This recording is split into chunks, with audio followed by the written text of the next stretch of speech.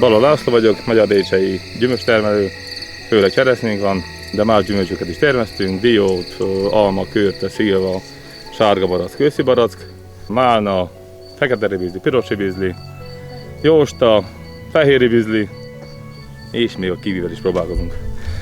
Décsei cseresznye termesztés főleg több mint 200 éves múltra rendelkezik. Én kicsikorom óta, amióta visszaemlékszek, mi főleg onnan cseresznyét termesztettünk, aztán bővült a gazdaságunk. 10 éve úgy mondjam, hogy én vettem át a gazdaságot szüleimtől, most ki is terjedtünk már 8 hektárra, tehát több mint 8 hektáron termesztünk. Balla Dorottya vagyok, de sokan még mindig Szabó Dórinak ismernek. Én is a Szapiencián végeztem, kertészmérnökit, innen az ismerettség a férjemmel, Lackóval. Hát most már 7 éve, hogy Décsében gyakorlom a szakmámat, egyre szélesebb körben, de most kicsit átkezdte venni a szakma helyét az anyaság. Most főállásban inkább édesanyja vagyok, de azért ezt se hagyom el a kertészmérnöki dolgot.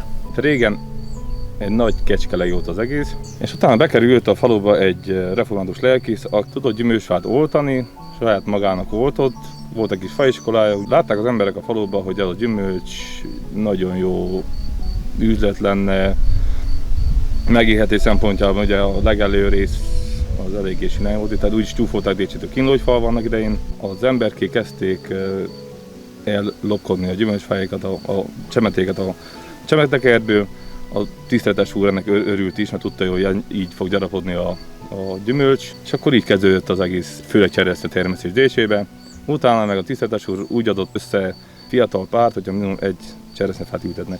És most körbenézünk itt a décsei határból, tehát több ezer fáról beszélünk, megsatszolni sem tudjuk, hogy hány lehet. Itt például, melyik fa alatt is állunk, ez több mint 100 éves fekete arany cseresznye egy Décsébe. A hivatalos neve a Herdenfingeni óriás, valószínűleg Németországból került ebbe az oltóvesző.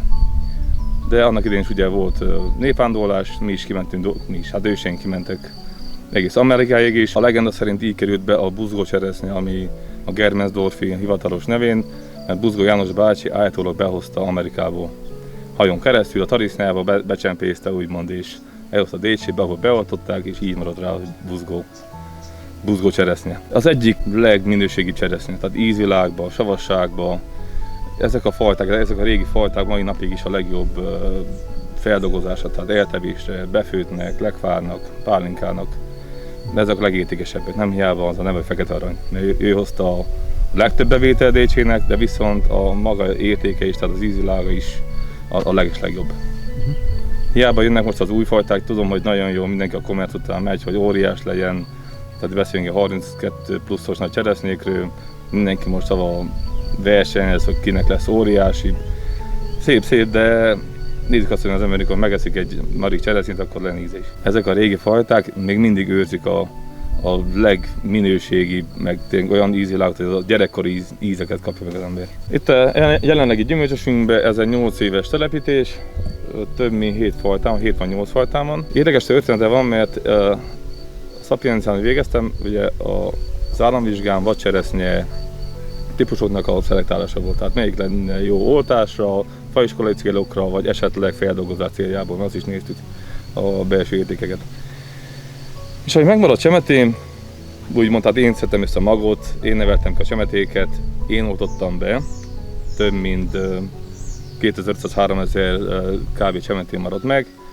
Ezeket szemeztem, és Magyarországra hoztuk az új fajtákat, ugye, hogy mi is próbáljuk a piacra tartani a lépést.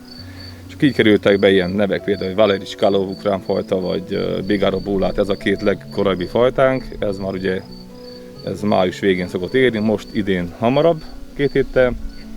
Csak jöttek aztán a középkorai cseresznyék, a középkései, ilyenek van a példa, csak egy ukrán fajta, a Kruplapodnája, a Margit, Ajda, és utána jöttek aztán későbbi fajták, a Rubin, ez a román fajta, nagyon hálásak vagyunk, tényleg nagyon jó terem, nagyon szeretünk nálunk ez a fajta. Tamara és Teklován, ami van még nálunk, és bocsánat, van még egy érdekes fajta, a Kavics, ez a magyar fajta, nagyon kemény, egy közép nagysága van kb.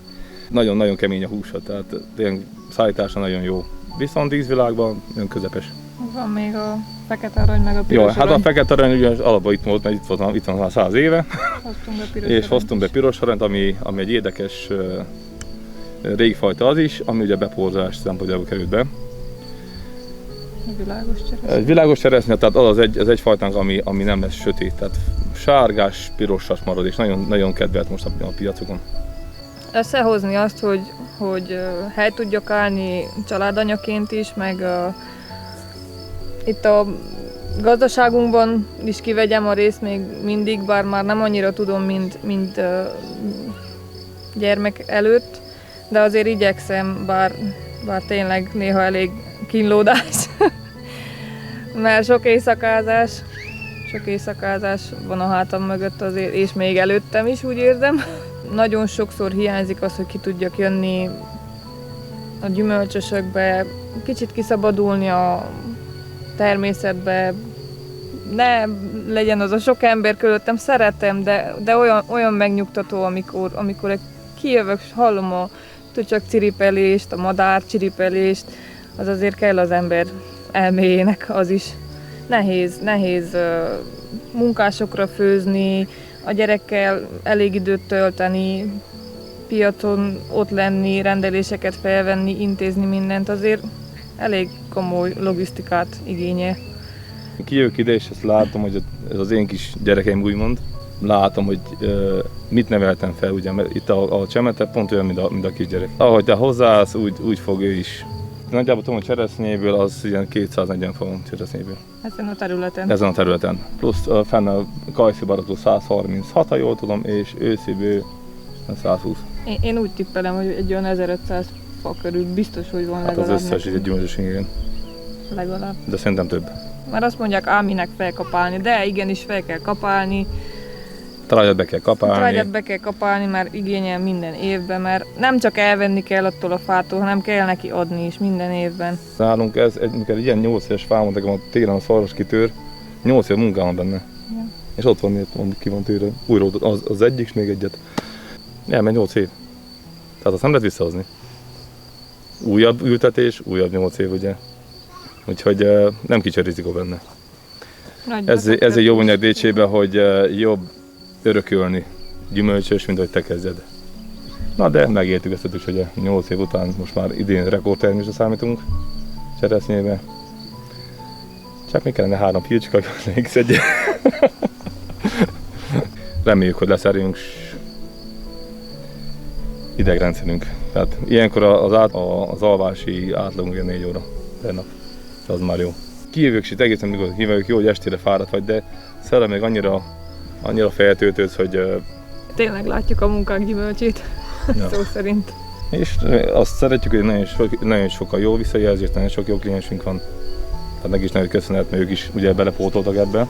Nélkül nem lett volna meg, úgymond. Úgyhogy egymásnak vagyunk. Szerencsére nagyon sokfele most már sikerült eljutnunk, inkább magyarabb vidékekre. Kolozsvár, Gyergyó, Csík, de főleg most Vásárhely, Marosvásárhely, ami a fő piaci célpontunk. Leginkább ezekben a városokban vannak visszajáró klienseink, törzsvásárlóink, most már 6 éves múltunk van. Tehát ezeket, hogyha ne talántán letörik, ezeket a kis hajtásokat szedés közben, akkor ezeken nem lesz jövőre termés, mert itt vannak a jövő évi virágrügyek. Hogyha ezek letörődnek, akkor nem lesz termésünk. Úgyhogy nagyon kell vigyázni szedés közben. Most a legnagyobb ellenségünk először az eső. A cseresznye termesztésben, hogyha elkap egy 2-3 napos eső, akkor eléggé ki tud hasadni, most szerencsére még jó az időnk. A másik legnagyobb ellenségünk a külföldi cseresznye. Tehát azt, amit hoznak Bulgária, Görögország, Törökország, meg a jó Isten tudja honnan hozzák, elárasszák a mi nevünk által egész Romániát. Én speciál találkoztam ilyennel, aki tudom jó, hogy külföldi cseresznyét árult, Csíkszeredában például a piacon. Oda mentem és kérdeztem, hogy valami tanúsítványa az, hogy Décsei cseresznye, mert én odavalósi vagyok és tudom, milyen a Décsei cseresznye. Tehát a Décsei cseresznye az nem egyöntetű, tehát nem egyforma válogatott cseresznye, van egy kisebb is, nagyobb is, ugye jön a fára, hogy fegy. A nénike elkezd hebegni, habogni, hát de nem Décsei, de román cseresznye, mondom, akkor miért írják ki? ahhoz egyel van szerencsénk, hogy a Décsi cseresznyének van ízvilága. Tehát ezt nem tudja senki se ráhazudtolni.